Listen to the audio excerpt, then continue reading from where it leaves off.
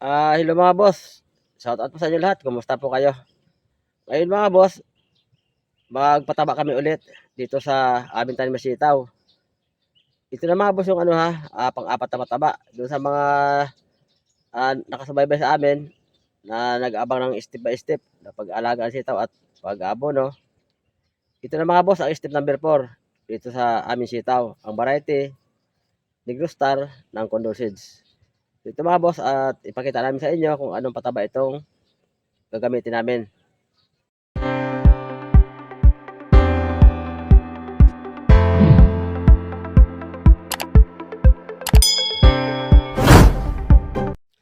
So sige pare, pakipakita nga pare yung pataba natin binabad. Yan mga boss ang binabad ko na 1846 na pataba o di ammonium phosphate. Isang lata ng sardinas pare, ilagay mo. Yan. At haluan mga boss ng kalating lata ng sardinas na calcium nitrate. Ayan. At kalating lata ng sardinas na 0016 potas. So ayan mga bossing. So yan mga boss ang resyo ng pataba namin. Isang lata ng sardinas na binabad ng 1846 o di ammonium phosphate na pataba. Hinaluan ng kalating lata ng sardinas na calcium nitrate at hinaluan pa rin ng kalating lata ng sardinas na 0060 potas.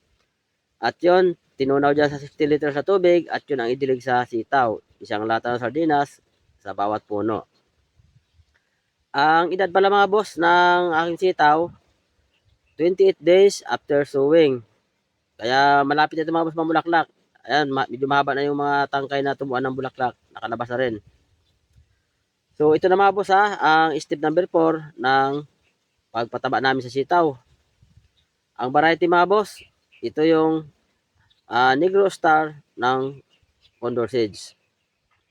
So yan, doon sa mga baguhan, yung may mga nagtatanong sa amin, nagko-comment sa mga video, kung ano daw ba yung mga pataba na pwedeng gamitin sa sitaw at paano daw ba ito i-apply. Sa pataba mga buseng, pwede itong 1846. Kaso nga lang itong 1846, medyo mahirap mga boss hanapin. Hindi siya available sa ibang agri-supply sa buong Pilipinas. May mga lugar na wala ito.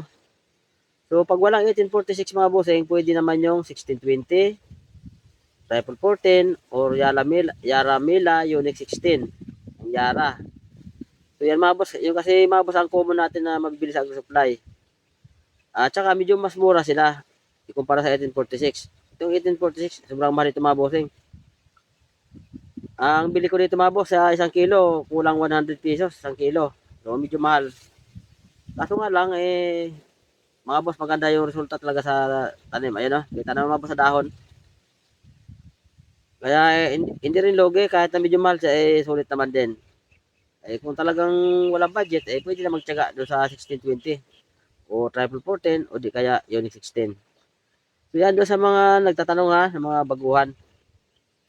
Doon naman sa mga pang-spray, andyan mga boss na-upload ko na mga boss ang mga video nung actual nag-spray ako rito. Yung mga insecticide na pang-control sa leaf miner, sa aphids, sa whiteflies, sa uod ng sitaw mga boss. Nandiyan na mga boss. Actual nag-spray ako mismo at pinakita ko yung brand ng insecticide. At nandyan din yung brand ng fungicide at foliar na ginagamit ko rito.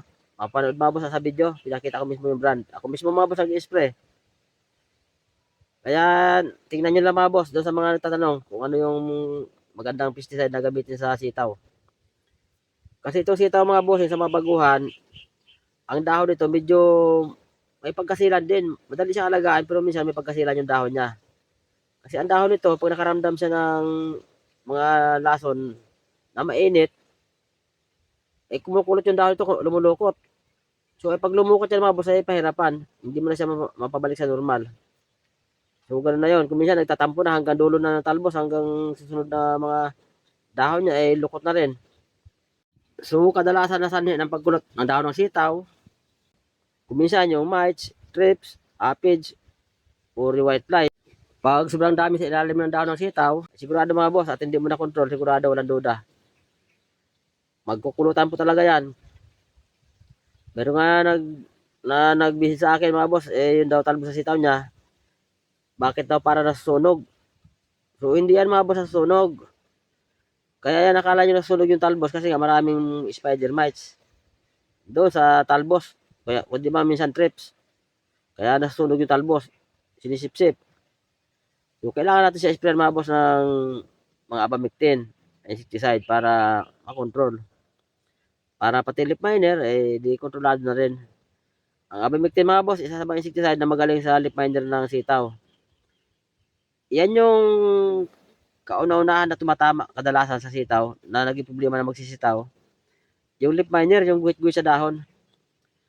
Kasi kahit madalas mag-spray, talagang ano yan nakakalusot. Ito nga sa amin mga boss kahit madalas mag-spray, meron pa rin nakakalusot talaga May mga pasya sa dahon na nagkaroon ng guhit-guhit. Natamaan ng leaf miner. Kaya lang, hindi naman siya lumalala at talagang tututukan ko, binabantayan ko siya. Kaya na-spray ko siya agad, hindi siya lumalala. Pag kasi lumala mga boss ang leaf miner at puro guhit yung dahon yan, ay masusunog. So kung nasunog yan, di wala na. Malamang hindi na makabunga at saka doon na magwawakas yung buhay na sitaw. Ganun din yung punggos, yung rust, yung kalawang din sa dahon. Yung nag-ispat na parang kulay-pula, yung pala nasusunog na yung dahon nun. Pag mabubutas na yon, hanggang paakyat yun sa ibabaw ng mga dahon sa may talbos banda hanggang sa mamatay na sitaw at nasusunog lahat yung dahon. So yan, doon sa mga baguhan na mga nagtatanong, sana mga bossing sa video ito may mga idea kayo nakuha. Sa paggamit ng pataba mga boss, hindi ko sinasabi na itong pataba na ginagawa namin ngayon at ginagamit ay gayahin nyo. Hindi po ganoon, hindi ko sinasabi yon na gayahin nyo. Ito yung tama, hindi po. Kasi hindi ko alam kung itong pataba at dami ng pataba na ginagawa namin ito ngayon kung angkop ba ito. Diyan sa mga lupa na pinagtaniman nyo ng sitaw. So, magkaiba tayo ng location, ng lugar, ay sigurado ang lupa natin mga boss, magkakaiba, hindi magkapareho. So itong dami ng pataba na ina-apply namin ngayon at klase ng pataba, ito mga boss yung angkop dito sa lupa na pinagtataniman namin. Kaya ito yung ginagamit namin. So dyan sa ibang lugar, hindi ko na mga boss alam kung ito yung angkop ito. Ngayon, kung talagang gusto nyo talagang sundan to, gayahin, pag naka-apply kayo minsan mga boss, obserbahan nyo yung tanim. Kung maganda resulta, edi pwede ituloy.